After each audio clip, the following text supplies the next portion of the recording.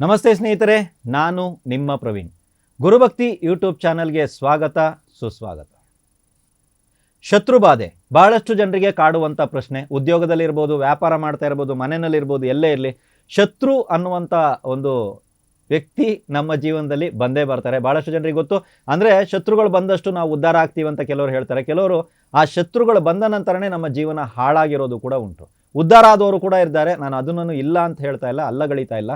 ಆದರೆ ಶತ್ರುಬಾಧೆ ಅಧಿಕವಾಗ್ತಾ ಇದೆ. ಯಾವುದೇ ರೀತಿಯ ಕಾರಣಗಳಿಲ್ಲದೆ ಅಥವಾ ನಮ್ದೇನು ತಪ್ಪೇ ಇಲ್ಲದೆ ಶತ್ರುತ್ವವನ್ನು ನಿಭಾಯಿಸುವಂಥ ಕೆಲವರು ಇನ್ನೂ ನಮ್ಮ ಮೇಲೆ ಶತ್ರುತ್ವ ನಿಭಾಯಿಸ್ತಾ ಇದ್ದಾರೆ.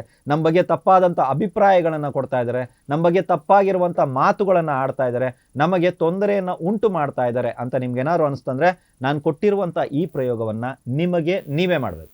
ಮತ್ತೆ ಹೇಳ್ತಾ ಇದ್ದೀನಿ, ನಿಮಗೋಸ್ಕರ ಇನ್ನೊಬ್ಬರು ಮಾಡುವಂಥ ಪ್ರಯೋಗಗಳನ್ನ ನಾವು ಕೊಡ್ತಾ ಇಲ್ಲ, ನಿಮಗೆ ನೀವೇ ಮಾಡ್ಕೋಬೇಕಾಗತ್ತೆ. ಏನು ಮಾಡಬೇಕು ಅಂತ ಹೇಳಿದ್ರೆ, ನೀವು ಒಂದು ಬಿಳಿ ಬಣ್ಣದ ಒಂದು ಕರವಸ್ತ್ರವನ್ನು ತಗೊಳ್ಳಿ. ಕರವಸ್ತ್ರ ಅಂತ ಹೇಳಿದ್ರೆ ಕರ್ಚೀಫ್, ಚಿಕ್ಕದಿರ್ಬೋದು ದೊಡ್ಡದಿರ್ಬೋದು. ಅಂದರೆ ಜೆಂಟ್ಸ್ ಯೂಸ್ ಮಾಡುವಂಥ ಕರ್ಚೀಫ್ ಸ್ವಲ್ಪ ದೊಡ್ಡ ಪ್ರಮಾಣದಲ್ಲಿ ದೊಡ್ಡದಾಗಿರ್ತದೆ, ಹೆಣ್ಣು ಮಕ್ಕಳು ಯೂಸ್ ಮಾಡುವಂಥ ಕರ್ಚೀಫ್ ಚಿಕ್ಕ ಪ್ರಮಾಣದಲ್ಲಿ ಇರ್ತದೆ.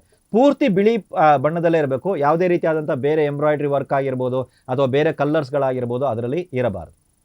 ಈ ರೀತಿಯಾಗಿರುವಂಥ ಒಂದು ಕರ್ಚೀಫ್ನ ತಗೊಳ್ಳಿ. ಇದು ಪ್ರಯೋಗವನ್ನು ನಾವು ಯಾವತ್ತು ಮಾಡಬೇಕು ಅಂದರೆ, ಈ ಪ್ರಯೋಗವನ್ನು ಮಾಡೋದಕ್ಕೆ ಒಳ್ಳೆಯ ಸಮಯ ಯಾವುದು ಅಂದರೆ ಮಂಗಳವಾರ ರಾತ್ರಿ. ಒಳ್ಳೆಯ ಸಮಯ ಮಂಗಳವಾರ ರಾತ್ರಿ, ಸಾಧ್ಯವಾದಷ್ಟು ಕತ್ತಲಾದ ನಂತರ. ರಾತ್ರಿ ಅಂದರೆ ಟೈಮ್ ಕೇಳ್ತೀರಾ, ಸೊ ಕತ್ತಲಾದ ನಂತರ ಯಾವಾಗ ಬೇಕಾದ್ರೂ ನೀವು ಪ್ರಾರಂಭ ಮಾಡ್ಕೊಳ್ಳಿ. ಇದು ಬರೀ ಒಂದು ಚಿಕ್ಕದಾಗಿರುವಂಥ ಒಂದು ತಂತ್ರ ಆಗಿದೆ.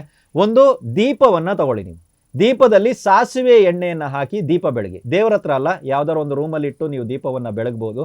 ಈ ದೀಪದ ಜ್ವಾಲೆ ಉರಿತಾ ಇರುವಾಗ ಅದು ಕ್ಲೀನ್ ಆಗೋದ್ರಿಂದ ಒಂದು ಸ್ವಲ್ಪ ಹೊಗೆ ರೂಪದಲ್ಲಿ ಬರ್ತಾ ಇರ್ತದೆ.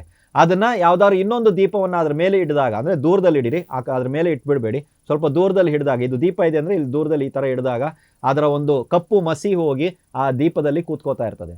ಇದನ್ನು ಹಾಗೇ ಇಟ್ಕೊಳ್ಳಿ. ಸ್ವಲ್ಪ ಹೊತ್ತಾದ ನಂತರ ತುಂಬ ಮಸಿ ಶೇಖರಣೆ ಆಗುತ್ತೆ.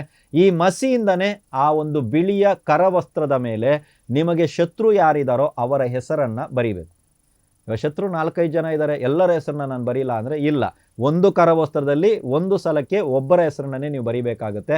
ಅವರ ಹೆಸರನ್ನ ಕನ್ನಡದಲ್ಲಿ ಬರೀರಿ, ಇಂಗ್ಲೀಷಲ್ಲಿ ಬರೀಲಿ, ಯಾವ ಭಾಷೆನಲ್ಲಿ ಬರೀಲಿ, ನಿಮ್ಮ ಇಷ್ಟ. ನಿಮಗೆ ಯಾವ ಭಾಷೆನಲ್ಲಿ ಬೇಕೋ ಅದೇ ಭಾಷೆನಲ್ಲಿ ಹೆಸರನ್ನ ಬರೀರಿ. ಅದಾದ ನಂತರ ಅದರಲ್ಲಿ ಅಕ್ಷರಗಳು ಎಷ್ಟಿದೆ ಅನ್ನೋದನ್ನು ನೋಡಿ, ಆಯಿತಾ? ಅದರಲ್ಲಿ ಅಕ್ಷರಗಳು ಎಷ್ಟಿದೆ, ಆ ಒಂದು ಹೆಸರಿನಲ್ಲಿ ಅಕ್ಷರಗಳು ಎಷ್ಟಿದೆ ಅನ್ನುವಂಥದ್ದನ್ನು ನೋಡಿ. ಇವಾಗ ನೀವು ಅಶ್ವಿನಿ ಅನ್ನುವಂಥ ಒಂದು ಹೆಸರಿತ್ತು ಅಂದರೆ, ಉದಾಹರಣೆಗೆ ಹೇಳ್ತಾ ಇದ್ದೀನಿ, ಅಶ್ವಿನಿ ನಾನು ಕನ್ನಡದಲ್ಲಿ ಬರೆದಾಗ ಅದರಲ್ಲಿ 3 ಅಕ್ಷರ ಇರೋದು ಅಲ್ವಾ?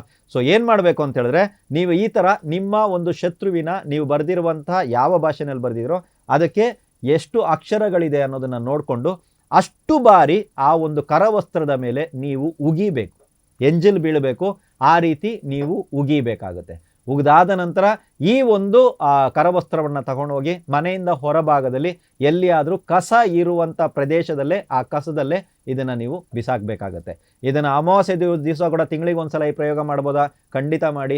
ಇಲ್ಲ, ಶತ್ರುಕಾಟ ತುಂಬ ಜಾಸ್ತಿ ಇದೆ, ತುಂಬ ತೊಂದರೆ ಕೊಡ್ತಾ ಇದ್ದೇನೆ ಸರ್, ಹೌದಾ? ಮಂಗಳವಾರ ಈ ಪ್ರಯೋಗವನ್ನು ಮಾಡ್ತಾ ಹೋಗಿ. ಎಷ್ಟು ಮಂಗಳವಾರ? ಕೆಲವರು ಕೇಳುವಂಥ ಪ್ರಶ್ನೆ. ನಾನು ಹೇಳ್ತಾ ಇರೋದು ಶತ್ರುಕಾಟಕ್ಕಾಗಿ ಪರಿಹಾರವನ್ನು ಮಾಡ್ತಾ ಇದ್ದೀವಿ. ಆ ವ್ಯಕ್ತಿ ಸೈಲೆಂಟ್ ಆಗ್ತಾನೆ, ಸೈಲೆಂಟ್ ಆಗುವವರೆಗೂ ಪ್ರಯೋಗ ಮಾಡಿ, ಅದಾದಮೇಲೆ ಸುಮ್ಮನೆ ಇದ್ಬಿಡಿ. ಮತ್ತೆ ಪ್ರಯೋಗ ಎಲ್ಲ ಮಾಡೋಕ್ಕೆ ಹೋಗಬೇಡಿ. ತುಂಬ ತೊಂದರೆ ಆಗ್ತಾ ಇದೆ, ನಂದೇನು ತಪ್ಪಿಲ್ಲ ಅಂದಾಗ ಮಾತ್ರ ಈ ಪ್ರಯೋಗವನ್ನು ತಾವುಗಳು ಬಳಸ್ಬೋದು. ನಿಮಗೆ ನೀವು ಖುದ್ದಾಗಿ ನೀವು ಮಾಡಿ ಒಂದು ಶತ್ರುಕಾಟದಿಂದ ಹೊರಗಡೆ ಬರುವಂಥ ಪ್ರಯೋಗ ಇದಾಗಿದೆ. ಇದು ನಮಗೆ ಆಗಲ್ಲ ಅನ್ನೋರು ಇದೇ ಚಾನಲಲ್ಲಿ ಶತ್ರುಕಾಟಕ್ಕೆ ಸಂಬಂಧಪಟ್ಟಂಥ ಬಹಳಷ್ಟು ಸರಳವಾಗಿರುವಂಥ ತಂತ್ರಗಳನ್ನು, ಪರಿಹಾರಗಳನ್ನು ನಾನು ಭಾಳಷ್ಟು ಕೊಟ್ಟಿದ್ದೀನಿ. ಅದನ್ನು ಒಮ್ಮೆ ತಾವುಗಳು ನೋಡ್ಕೊಳ್ಳಿ. ಎಲ್ರಿಗೂ ಒಳ್ಳೆಯದಾಗಲಿ.